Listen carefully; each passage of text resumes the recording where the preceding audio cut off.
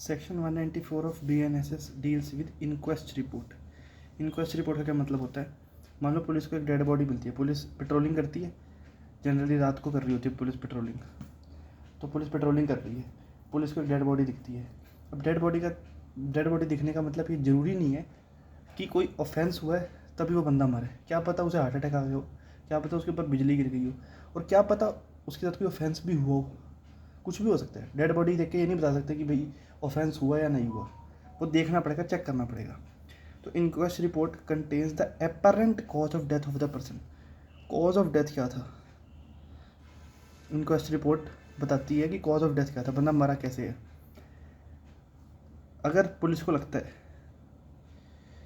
SHO को लगता है, ऑफिसर इंचार्ज पुलिस स्टेशन को लगता है कि बंदे ने सुसाइड करी होगी, या किसी इंसान ने मारा होगा, या किसी जानवर ने मारा होगा, या किसी मशीनरी द्वारा मरा होगा, या एक्सीडेंट से मरा होगा, या किसी भी बंदे ने कोई ऑफेंस करा होगा, ठीक है, जिस वजह से वो मर गया, तो वो जो SHO है वो इमीडिएटली इस चीज़ की इन्फॉर्मेशन देगा, इंटीमेशन देगा नियरेस्ट एग्जीक्यूटिव मजिस्ट्रेट को कि वह एग्जीक्यूटिव मजिस्ट्रेट इंक्वेस्ट होल्ड करे। इंक्वेस्ट होल्ड करे मतलब ये देखें, ये जाने, ये फाइंड आउट करें कि वो बंदा मरा कैसे है। अगर नेचुरल डेथ हुई है, हार्ट अटैक आ गया मान लो, तो फिर कोई इन्वेस्टिगेशन करने की ज़रूरत नहीं है।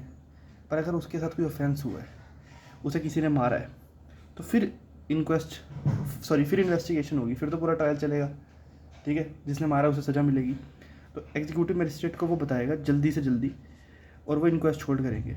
या फिर वो SHO with the permission of DM या SDM खुद उस प्लेस पे जाएगा, ठीक है। मान लो SHO ने देखा डेड बॉडी से मिली, अब वो DM साहब को, SDM को बताता है, तो फिर वो SHO खुद भी इंक्वेस्ट होल्ड कर सकता है। तो वो उस प्लेस पे जाएगा जहाँ पे भी उसे डेड बॉडी मिली है। मान लो मादीपुर बस स्टॉप के पास मिली है, तो वो मादीपुर बस स्टॉप पे जाएगा।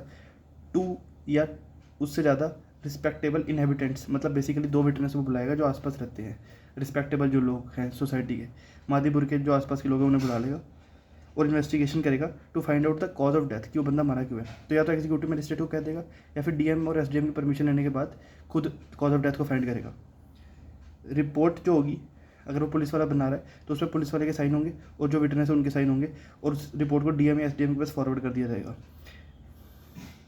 जो बॉडी है, डेड बॉडी जो है, उसे नियरेस्ट सिविल सर्जन या other qualified man appointed in this behalf by the state government के पास भेज दिया जाएगा। तो बेसिकली डॉक्टर के पास बॉडी को भेज देंगे, क्योंकि डॉक्टर ही बताएगा एंड में कि हुआ क्या। अब मान लो बॉडी बिल्कुल ठीक लग रही है दिखने में, बिल्कुल कोई निशान नहीं है, कोई मार्क्स ऑफ इंजरी नहीं है, तो अब पुलिस कैसे पहचानेगी कि वो मरा कैसे है? डॉक्टर बताएगा। अगर डॉक्टर चेक करता है, पता लगता है हार्ट अटैक आया था, तो कोई कुछ इन्वेस्टिगेशन करने की ज़रूरत नहीं है। अगर पता लगता है कि भाई पॉइजन दिया गया इसे, या इसका गला घोट के मारा गया, क्योंकि पॉइजन दिया, गला घोट के मारा गया, वो दिखेगा नहीं, बॉडी को देख के नहीं बता सकते हम कि किसी को पॉइजन दिया गया, या किसी को गला घोटा गया, या किसी कोई हार्ट अटैक से मरा है, तो डॉक्टर बताएगा। तो इसलिए डॉक्टर के पास बॉडी भेजी जाएगी, ठीक है। पर एक इम्पॉर्टेंट बात यह है कि डॉक्टर के पास कब भेजा जा रहा है? अगर 7 साल के अंदर किसी औरत ने सुसाइड कर ली है, 7 साल के अंदर किसी अगर औरत ने सुसाइड कर ली है, तो वो डाउरी डेथ का केस बन सकता है, ठीक है। अगर किसी ने 7 साल के अंदर सुसाइड कर लिया किसी औरत ने, तो डाउरी डेथ का केस बन सकता है। तो इसलिए अगर कोई औरत 7 साल के अंदर सुसाइड कर लेती है अपनी शादी के 7 साल के अंदर, तो बॉडी को डॉक्टर के पास भेजा जाएगा चेक कराने के लिए कि भाई क्या है कॉज ऑफ डेथ। अगर कोई वही सेम लगभग बात कि 7 साल के अंदर सुसाइड कर ली, सॉरी सुसाइड नहीं करी, शादी के 7 साल के अंदर वो मर गई, और कुछ शक वाले सर्कमस्टांसेस है, सस्पिशियस सर्कमस्टांसेस में मरी है। अब ये नहीं पता सुसाइड करी है कि नहीं करी, पर सस्पिशियस सर्कमस्टांसेस के अंदर मरी है।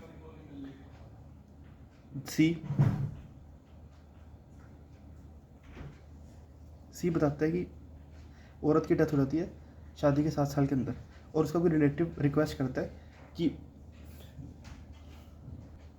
और रिश्तेदार रिक्वेस्ट करता है कि एक बार चेक कर लो, पोस्टमार्टम करवा लो कि ये मरी क्यों है।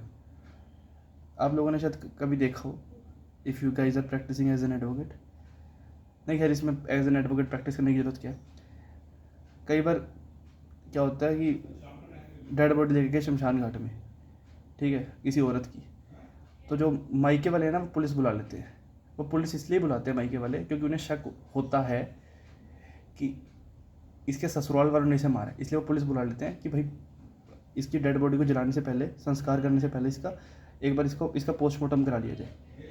क्या पता ससुराल वाले कह रहे हो कि भाई इसे हार्ट अटैक आ गया था, पर उन्होंने खुद गला घोटो और मायके वालों को शक है तो मायके वाले पुलिस बुला लेते हैं। तो ये सी वाली चीज़ वो है। तो वो जो बुलाए जा रहे हैं, जो मायके वाले बुला रहे हैं ना पुलिस को, वो इसके हिसाब से बुला रहे हैं। डी, अगर कोई भी डाउट है regarding the cause of death, अभी बहुत बड़ा इसका वो है स्कोप कि कोई भी अगर डाउट है regarding the cause of death तो पुलिस बुला सकती है। मतलब इसमें हर चीज़ ही कवर होगी लगभग। और कोई अगर रीज़न है जो पुलिस को ठीक लगता है तो इसमें हर चीज़ ही आ गई। डी और ई वाले पॉइंट में सब कुछ आ गया कि भाई किसी की डेड बॉडी मिली तो उसे डॉक्टर के पास भेज दिया जाएगा, ख़त्म कहानी। फिर ये भी लिखा है कि जो पुलिस रिपोर्ट बनाएगी ना, इधर लिखा है जो इंक्वेस्ट रिपोर्ट है उसमें पुलिस ये भी लिखेगी कि कोई शरीर पे जख्म थे, फ्रैक्चर था, ब्रूसेस थे या और कोई मार्क्स ऑफ इंजरी थे, कोई आसपास वेपन वगैरह कुछ मिला कि नहीं मिला, वो सब रिपोर्ट में लिखेगी, कॉज ऑफ डेथ लिखेगी। ठीक है, ये था 194 में। अब आते हैं 195 में। 195 बताता है कि पुलिस वाला सम्मन कर सकता है ऐसे बंदे को जिसने इन्वेस्टिगेशन को देखा, विटनेस करा, और भी किसी इंसान को बुला सकता है जिसे केस के बारे में पता है। मतलब बेसिकली किसी भी विटनेस को, किसी भी बंदे को जिसे केस के बारे में पता है, पुलिस वाला उसे बुला सकता है। जिसे बुलाया जाएगा वो बाउंड होगा to answer all the questions related to the case other than those answers जिनसे उसे खुद ही सजा हो जाएगी। तो बड़ी सिंपल सी बात है कि जो विटनेस है, जिसने इन्वेस्टिगेशन को देखा है, पुलिस वाला उसे बुला सकता है। जिसे बुलाया जाएगा वो सब सवालों के जवाब सच्चे देगा, पर उन सवालों का जवाब देने की जरूरत नहीं है जिनसे वो खुद फंस जाएगा। ठीक है, ये वाली जो बात है ये इसलिए लिखी जाती है कि उन सवालों का जवाब देने की ज़रूरत नहीं है जिनसे वो खुद फंस जाएगा, क्योंकि article 20 clause 3 of constitution exist करता है कि किसी को भी कंपेल नहीं कर देगा to be a witness against himself. फिर प्रोवाइजो बताता है, ये जो बेयर एक्ट है ये एम्बिशन पब्लिकेशन की है, इसमें नोट्स होते हैं। ठीक है, जिससे सेक्शन पढ़ना आसान हो जाता है, इसलिए मैं कुछ चीज़ें नोट्स में से पढ़ रहा हूँ ताकि थोड़ा ईजी हो जाता है। इन्होंने लैंग्वेज को आसान कर रखा है। प्रोवाइजो बताता है कि किसी भी मेल पर्सन को जिसकी उम्र 15 साल से कम है या 60 साल से ज़्यादा है, या कोई भी औरत या कोई भी इंसान जो फिजिकली या मेंटली डिसेबल्ड है, उसे थाने में नहीं बुलाया जाएगा, उसे उसके घर पे जाके एग्जामिन करा जाएगा। पर अगर कोई बंदा खुद आना चाह रहा है थाने में तो फिर कोई प्रॉब्लम नहीं है, तो फिर वो आ जाए। मतलब अगर 15 साल से कम का बच्चा थाने में आके जवाब दे सकता है तो वो आ जाए, कोई दिक्कत नहीं है। पर अगर वो नहीं आना चाहता तो उसे ज़बरदस्ती नहीं बुला सकते। 15 साल से कम का बच्चा, 60 साल से ऊपर का बुढ़ा, कोई भी औरत, कोई भी फिजिकली या मेंटली डिसेबल्ड पर्सन।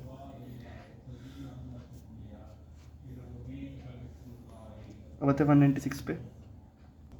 196 ये बताता है कि अगर case is related to suicide और death of a married women within 7 years of her marriage, शादी को अभी 7 साल नहीं हुए और औरत ने, बीवी ने सुसाइड कर लिया, उसकी डेथ हो गई, तो मैजिस्ट्रेट साहब भी इंक्वेस्ट होल्ड करेंगे। Nearest magistrate shell hold the inquest proceeding. यहाँ पे हमने क्या पढ़ा था कि SHO कर सकता है। 194 में क्या पढ़ा था कि SHO कर सकता है अगर DM या SDM उसे परमिशन दे देता है।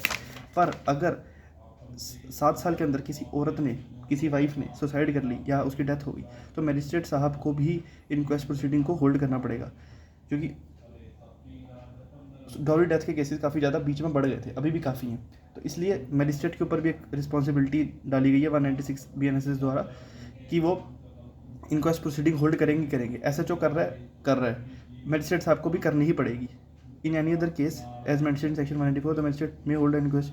बाकी जो केसेस हैं जो हमने यहाँ पे पढ़े थे कि अगर कोई डाउट है regarding the cause of death या कोई और रीज़न है, इसमें कंपल्सरी नहीं है मैजिस्ट्रेट साहब का इंक्वेस्ट प्रोसीडिंग वो होल्ड करना चाहे कर सकते हैं, नहीं करना चाहे नहीं कर सकते। पर अगर औरत की डेथ हुई है 7 साल के अंदर, चाहे नेचुरल डेथ हो या सुसाइड वाला केस हो, तो करनी ही पड़ेगी उन्हें।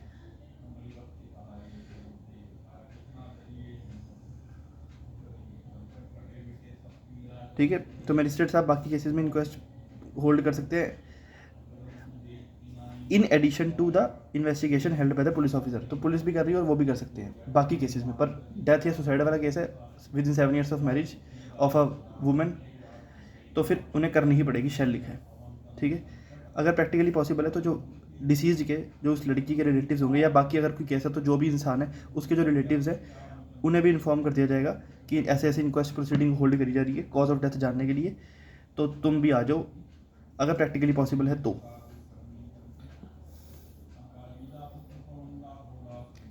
196 सबसेक्शन 2 बताता है कि अगर डेथ ऑफ अ पर्सन जो है वो हुई है कस्टडी में, कस्टडी पुलिस कस्टडी भी हो सकती है, ठीक है, या और भी कोई कस्टडी हो सकती है, पुलिस कस्टडी भी हो सकती है और भी कोई कस्टडी हो सकती है। तो अगर किसी की डेथ हो गई पुलिस कस्टडी में या और किसी कस्टडी में, जुडिशियल कस्टडी में मान लो, या रेप हुआ है किसी महिला का पुलिस कस्टडी में या और किसी कस्टडी में,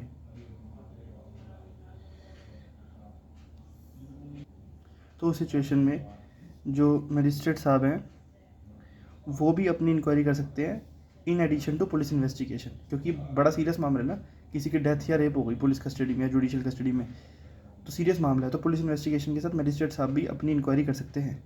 अगर वो कर रहे हैं तो जो डेड बॉडी है उसे 24 घंटे के अंदर एग्जामिनेशन के लिए भेज दिया जाएगा डॉक्टर के पास, नियरेस्ट सिविल सर्जन के पास। तो ये हो गया हमारा चैप्टर 13 ऑफ BNSS ख़त्म। ये one of the most important chapter था, मतलब है। Thank you.